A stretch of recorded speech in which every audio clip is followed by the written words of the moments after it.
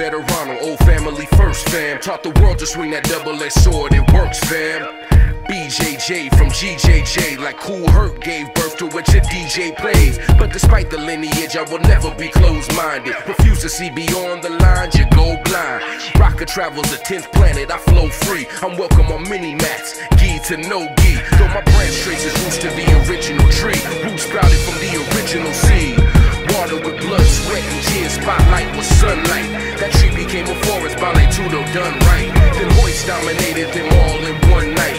And hate song hasn't been beaten in one fight. Flow with the go, in a hit on an holly note. That to continue to win, we must continue to grow. Let's go!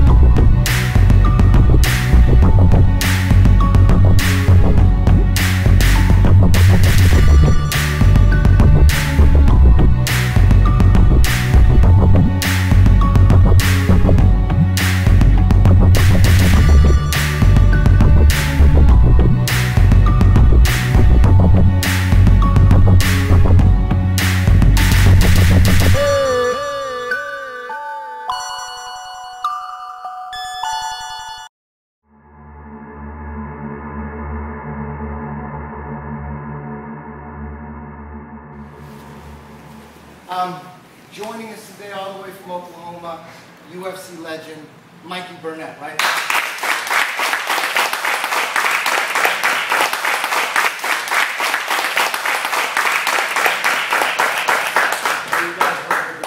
The first time I saw Mikey Burnett fight, the first time I ever heard of him, was it 97 when he fought Taddeo? Yeah.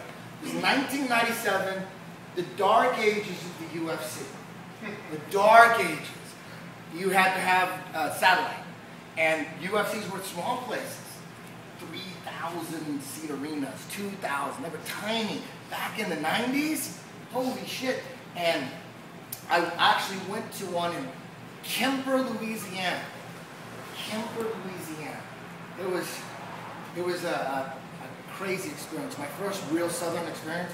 It was insane. It was insane. I went with Ricky Rocket. He's the drummer for Poison, and we were trying to start a magazine, an MMA magazine. MMA didn't even exist. It wasn't even called MMA. It was just NHP. Right. It was NHP. The name of the magazine was NHP. I was going to be one of the writers, and Ricky Rocket was going to fund it. We were down for it. Like, let's fly and catch a UFC and get some interviews. So we go to Kemper, Louisiana. We're sitting there. It's in this small place. I'll never forget. There's, a waitress. They got everyone's ordering beers. People fucking drunk. There's at least 2 different fights going on in the audience. It was insane. And I'll never forget.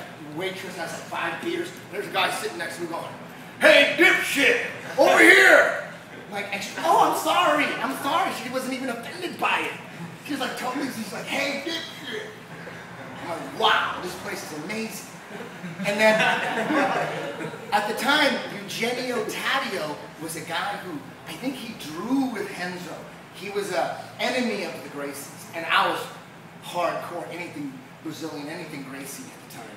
And Eugenio Taddeo fought like Renzo, and there was like some weird shit where the audience came in, and they reached over the fence, and weird shit was going on. So we knew he was a legend, he was badass.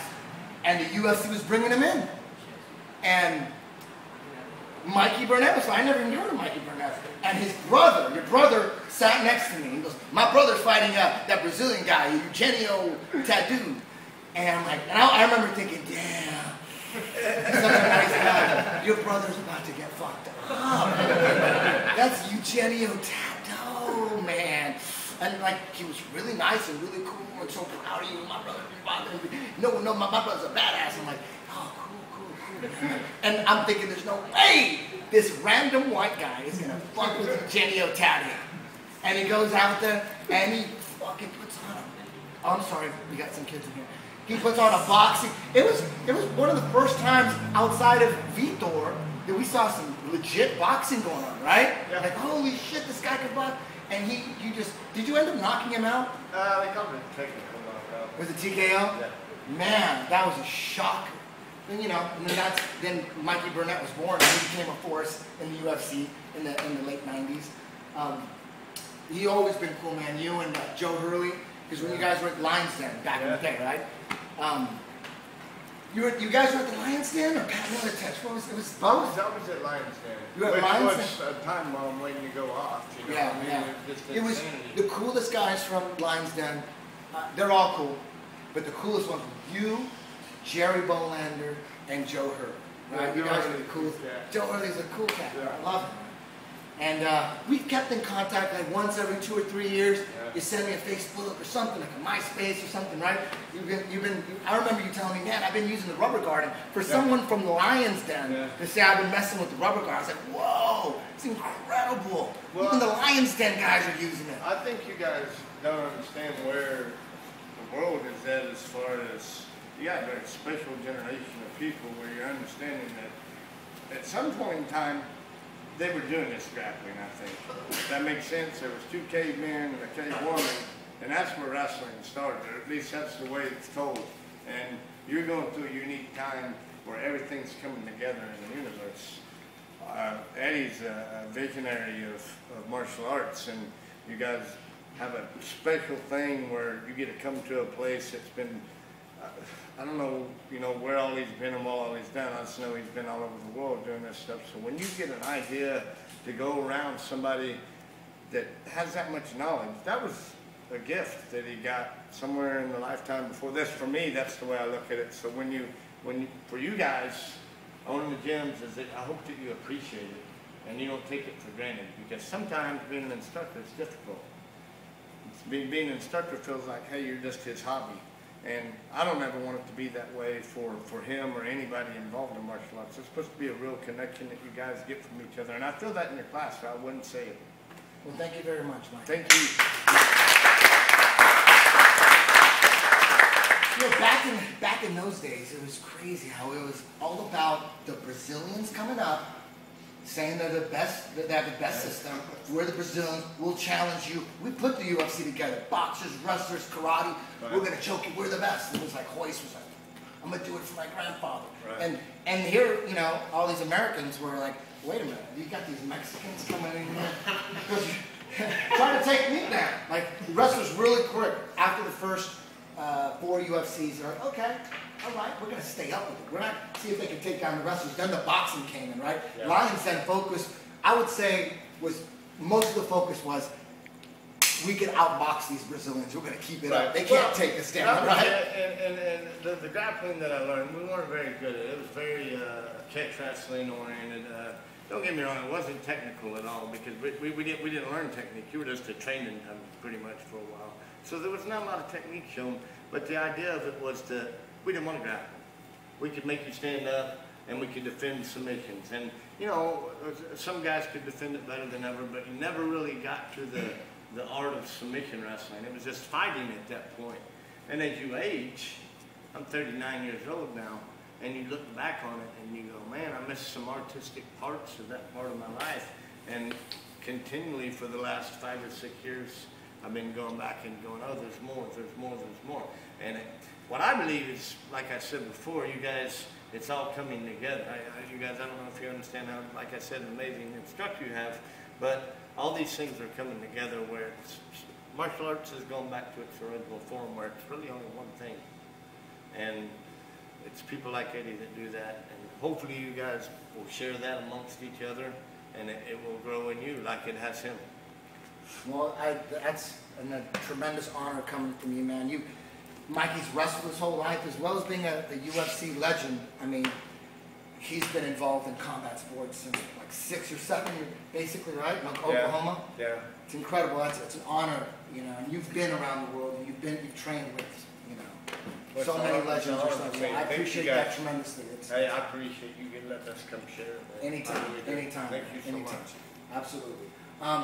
So we're going to get into, today we're going to get into, we're going to start off with the can crusher, all right?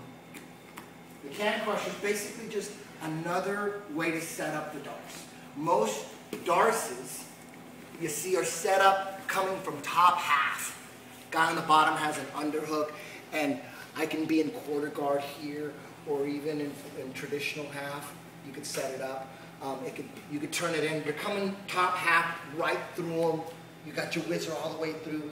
You got your vice grip in. You're trying to bend his neck in.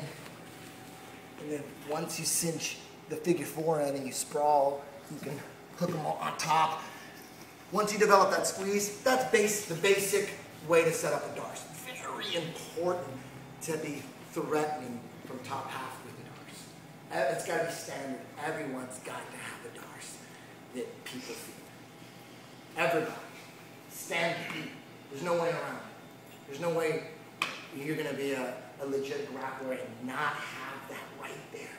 It's been proven time and time again. And then you throw the Japanese neckties on top of that too. That's even crazier.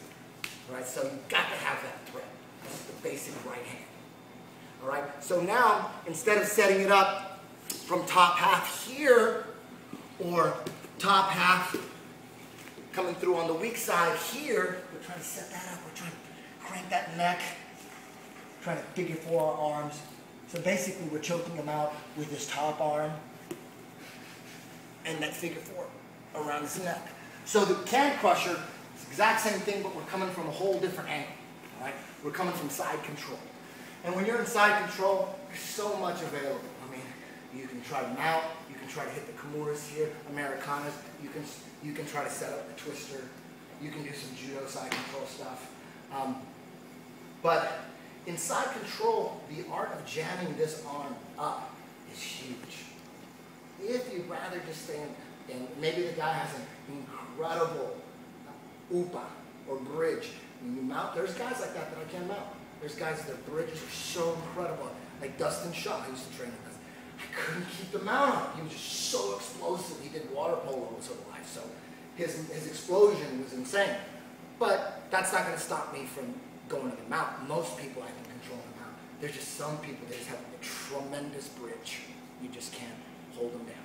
All right. So for those people, you want to stay in side control, or maybe you're going to mount, or maybe you're going to set up something in the twister. But you might as well see if you can hook.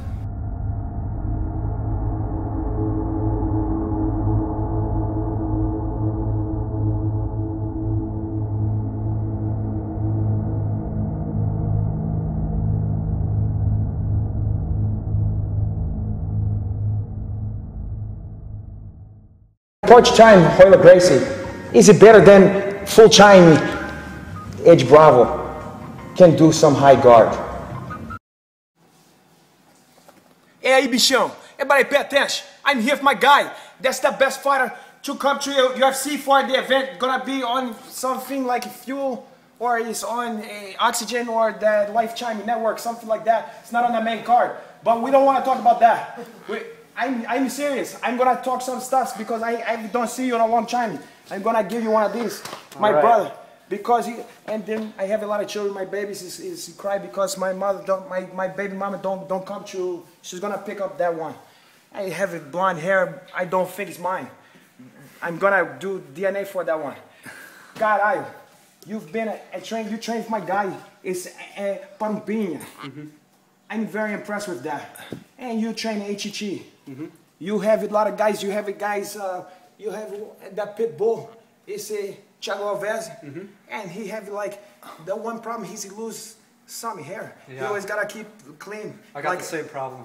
I was gonna say that because it looked like you was gonna have a mohawk, but then you stopped to cut the sides. Here you was decide I'm gonna stop to that point. It's like the opposite of a mullet. I get the hair in the front, not in the back. I think there's a guy I want you to train with. That guy's named Han Popil. He's a guy, he's invent a lot of stuff. He have a thing called Formula GLH. It's a formula, great looking hair. And you're gonna put some spray to that piece here. Okay. You can put like a piece of paper here, or that right there so it don't go to your eyes. Okay. And then you're gonna put like a liberal amount that way. And then you're gonna put to that area for height there. Okay. And I'm gonna have a better look for you. All right. You're not gonna look like a Jose Bear, but you're still gonna have some style. Okay. And maybe you're gonna get some more punching than the numbers you have now. Okay. Yeah. That's good for you to have. So I'm gonna get to the hill point. You have a fight. And coming, you're gonna fight that guy. That Chinese guy. That guy said Chinaman. He's from China or someplace like that. His name is Nam Fan. And how you gonna beat that guy? I mean, that guy, when I see he have some stuff, some Hapkido, he do like some traditional martial art like that. Right. And you're gonna feel like when you fight that guy, like you was back in Nam. Like you from Vietnam. Right. And you better watch your step. Because I don't want something to happen to you. How you gonna beat that guy? I know he's short, but he's also Chinese. Yeah. And somebody can turn that stuff. Por caralho! I feel so embarrassed. This is not my place. If it was my place, you're not gonna have that guy's gonna be kicked out like that. Right. I was gonna kick that guy out like I kicked Scott Epstein, the face, like that. Yeah, like I make him go back to that place. They have matzo ball soup, and you have a Jewish Shalom bakery. They have pizza that tastes like shit. Don't taste. It's called Brooklyn pizza. Don't taste like it's from. It tastes like it's from I don't know where. Maybe it's from Israel. Right. Yeah. But he can teach over there and can teach some Saturday school with those Jewish guys have Jerry curls come like that. Yeah. Yeah. So I don't know how I'm gonna finish Nam Fan. Yeah. Just bring it to him, I guess. If I'm gonna bet some money, who I'm gonna bet to? I'd hope you bet on me. But Jiu-jitsu. who's the overdog or the underlord? I couldn't tell you. I don't know. Oh, you better try to know, because if I'm gonna bet the farm to you and you don't produce the results that I look for, then you're gonna have to deal. You're gonna have to come back to deal with me. Oh. All right. Well, maybe just bet half the farm. Yeah, maybe that's a wise decision. I want you to do the right thing. Yeah. Just bet half the farm. I'm gonna talk about that later. Okay. It's been an enriching experience for you to have a chance to be near me. Yeah, 27-time Mundial champion. I always looked up to you. I saw your game, a long time ago when I was, middle school and high school and things like that. I saw you win at every belt level, and that you're the real reason that I got into, gi jiu-jitsu. I can't tell you how many times I hear that. I bet all the time. Especially coming from this generation. It usually don't mean nothing to me, but from you it means like little something I can put like a feather in my hat. It's like a Yankee Doodle. He was to come to town, and he take a feather and put to his hat, and then he was called that one. That's macaroni. Wow. Right on. Well, we love you at ATT. Palmpini loves you. Ricardo Laborio loves you, and you always got a second home out there. I don't blame you for that, and thank you. You're welcome. Caralho, this been my stuffs that you listen to. That's Renato Laranja for Renato Laranja, BJJ.com. I have a new one because the other Pojo Nojento was take my name and try to make some money to steal from me. But I have my stuffs now. You can see me for Twitter. I have Renato Laranja, Renato_Laranja. You can go to that one. It's going to be good for you. Beleza.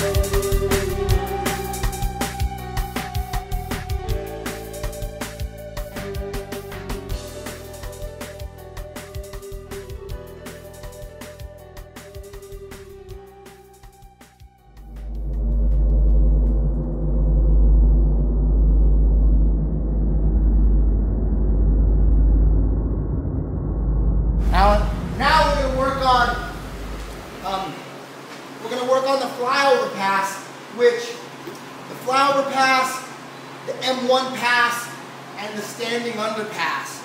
Huge. Just those three alone. If you can do the standing under pass here, I lift his legs up, we're here, and then we go through. Doesn't matter what guard he's playing. You get really good at going under. Also, the M1 here. Huge. Basic stuff. Getting through, beating that lead, and also the flyover pass. The flyover pass, the best person I've seen do the flyover pass, the two best people I've ever seen is Carl Prisney. He's amazing with this pass, and Alex, one of my brown belts. A couple other guys that are getting really, really good at it. There's Scott Palmer, he's a purple belt, and Dave Callahan. They're awesome at this. Right? This one is huge. I generally like passing to half guard, and then from half guard, I pass twister side. Generally, that's how I like to go. I don't generally pass all at once. I like to take it piece by piece. But you got to be able to do both. And I'm working on that. And the flyover pass is something that's after the last maybe 4 years of teaching it, it's finally worked itself in my game. It's still kind of sloppy for me, but I'm using it. It's working great for me. It's just a little sloppy. I still need a lot of polishing. It's not as good as Palmer's. Palmer's hitting it all the time every day. Someone puts him in butterfly guard, he's here, he's sitting up, bicep control, he's settling down in here. And Alex doesn't even settle him down, he just flies over right away. That comes later with a couple thousand reps. So, we're going to do it like this. He's going to be sitting up, and I'm going to go right into his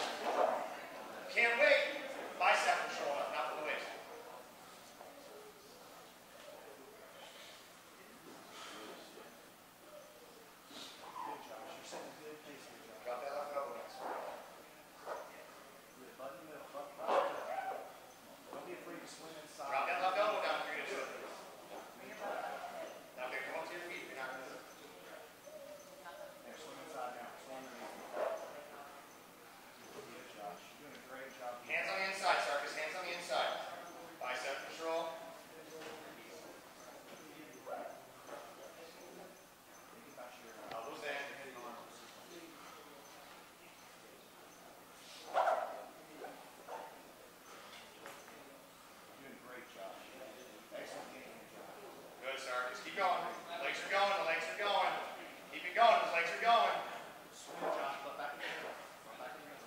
Keep that pressure. You got the perfect pressure. Now use it, use it, use it, use it. Legs are at the toes, you're at the toes, you're at the toes. Round that back, round that back. Good luck, Sarkis. And you're up this time. Jaw lock. Jaw lock. Elbows, pull the elbows back. If you're not going to go, pull the elbows back. Good, Josh. Use it, use it. Pressure. Now go, go, go, go.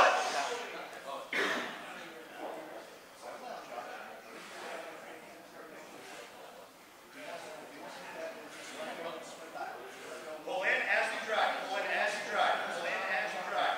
When those legs open, you're out. When those legs, when you push, you go back. Back. Come on, Sarkis, you got it. Sarkis. Arms on his biceps and stand up.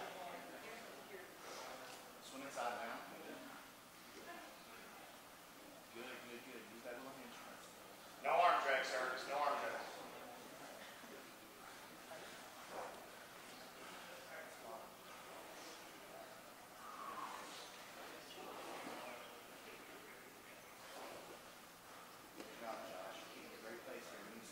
Elbows on the inside, Sarkis. Breathe, breathe. There you go, stand up. There you go. All your weight on biceps. Everything's on the biceps there, Sarkis. Good swim, Josh, with your body. Lift up your arms. Stay square. Stay square.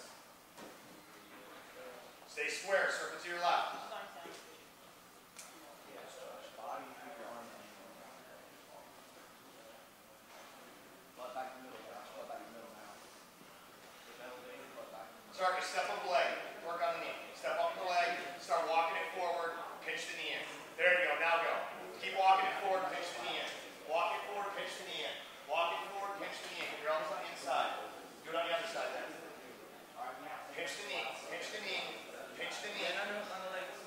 There we go. As soon as the underlegs, you know what to do. As soon as the underlegs, you know what to do. Let's go. Walk it up again. Pinch the knee. Up and pinch the knee. Walk the leg up and pinch the knee. We're opening the legs now. Walk up and pinch the knee. Swim back to the inside.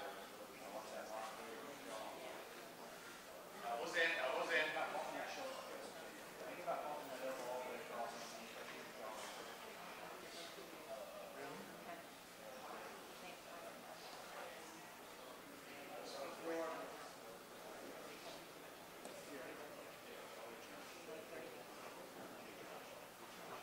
Square your hips. Circle to the left. Circle to the left. There we go.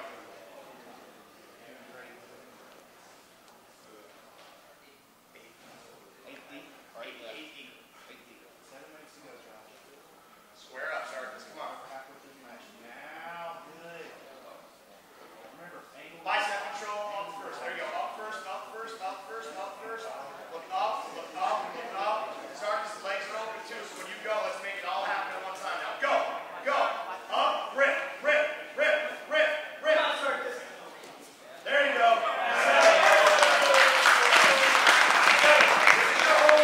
Settle, settle, settle. Do not let him turn in.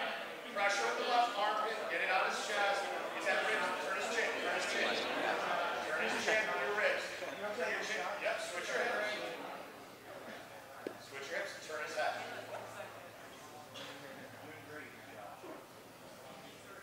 Let's get up on your side. Okay. Whatever back and guard again. Keep that right hand locked on your hip. Don't concede unless you have it. Good, Josh. Get that foot back. Put it around Yes, the head. Josh. Play your half guard game here, Josh. Drive the knee across, Sarkis. Drive the knee across. Unless you got it. Nice.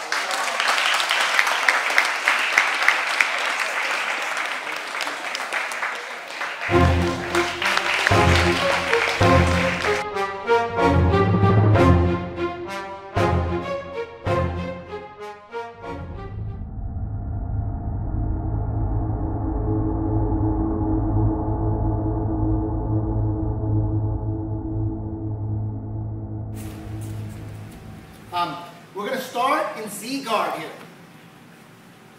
And there's a few things you can do. You can do the Z pass one, which which is slicing the knee through here, and then trying to beat them on the outside. Sometimes you do, sometimes you don't. There's a couple different things that I do. when I'm caught in Z guard here, it's not half guard. Once I get to the inside, that's half guard. Here, big difference, all right? If he's got a good lockdown game and wants electric chairs, he's gonna let me come on the inside. And I'm gonna get on the inside too, so we're both gonna battle on the inside. To Julio Cesar Chavez's. To Julio Cesar Chavez's. I still can't say it. Anyways, he wants to stay on the outside here with the Z. So, what I like to do sometimes too is swivel my knee out and staple him down here. And then from here, if he stays here, I'm gonna...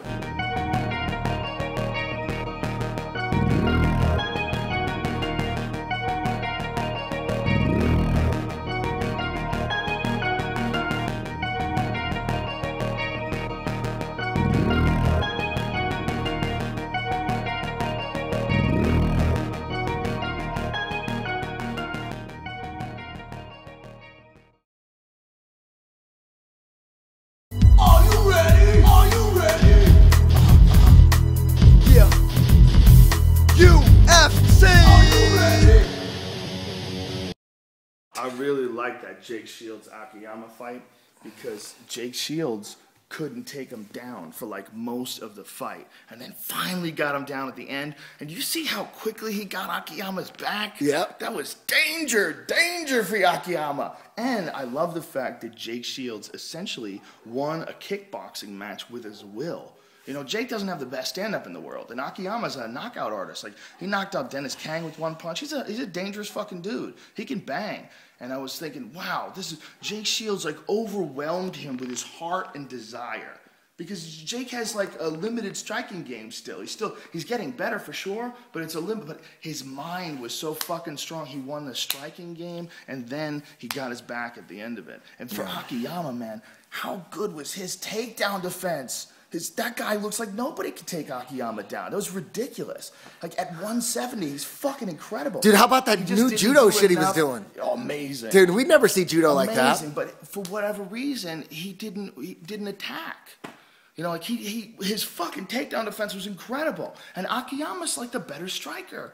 But for whatever reason, maybe it was he felt weakened by the cut. Maybe he felt like he couldn't be as aggressive as he wanted to be because of the cut. Right. I mean, that was his first time at 170. I think he was 35 years old, I think. Well, I'm sure he did a lot of, he did his homework on Jake Shields, and he knows that if he gets taken down, he's fucked. He knows that. Jake Shields is the real deal. Akiyama on the ground, he has good defense, but technically, Jake Shields got all the little tweaks down, but and you felt Akiyama's like really basic. Akiyama's takedown offense was so goddamn good. I felt like we were going to see him open up with his hands more. Because his fucking hands are good. Akiyama can bang. He's got, like, you know, he stood with toe-to-toe with Alan Belcher. You know, that was a good fight. Yeah. You know, I thought the decision was a little funny, but I'd have to watch it again to give an honest, objective assessment of it. But either way, Akiyama stood up with Alan Belcher. Alan Belcher's a fucking dangerous striker. If Akiyama stood up with him, I'm like, wow. You know, you would think that him and Jake Shields, in just essentially a kickboxing contest, he would have an advantage. But Jake Shields just a bulldog, man. Okay. Jake Shields is a bad motherfucker. Bulldog, so is man. Gilbert Melendez and Nick Diaz and Nate Diaz. I want Gilbert Melendez to be in the UFC. Really, I want Gilbert Melendez in the UFC. I mean, I love the fact that Gilbert Melendez is a Strikeforce champion and all that, but man, that guy should be fighting the best of the best right now. I think he's right up there. I think he's right up there with all of them. He might be the guy. He might be the #1 guy. Who knows? He's got to be in the mix, though. He's too good. In my opinion, he's too good to be anywhere but in the UFC. Yeah, I hope they can get him over there. I hope, because right now is his prime, you know? Right now is when he's peaking, you know? I'm sure he's still getting better. Dude, once he starts using his wrestling to get on top and pass and choke, you know, right now he's just fucking everybody up standing, and he's avoiding he's coming out like Chuck Liddell. Yeah. He's fucking up everybody just like Chuck Liddell. He's ferocious, man. And he is ferocious. I'd like to see him mix it up and fucking choke dudes out too. Yeah, well, he can do it. He can certainly do it. You know, he's training with Jake and Nick, and for sure he knows how to choke.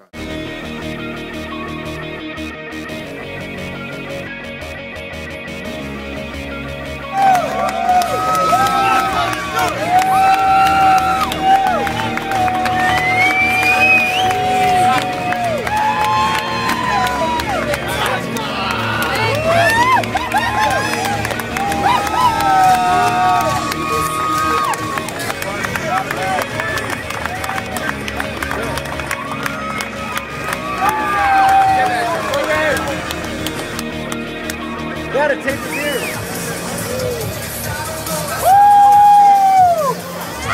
Come on, Richie! Get that shit, bring it on! Come on, Richie! All good! Let's go, kick some ass! Yeah. Let's do it, Richie. Come on, Boogie! Woo! Boogie! Hell yeah! All good! Woo! Come on, Boogie! Boogie Man! Hey, baby! Let's go, Richie! Get him, Richie! Come on, Boogie! Yeah! I'm scared of the Boogie Man. There you go, there you go.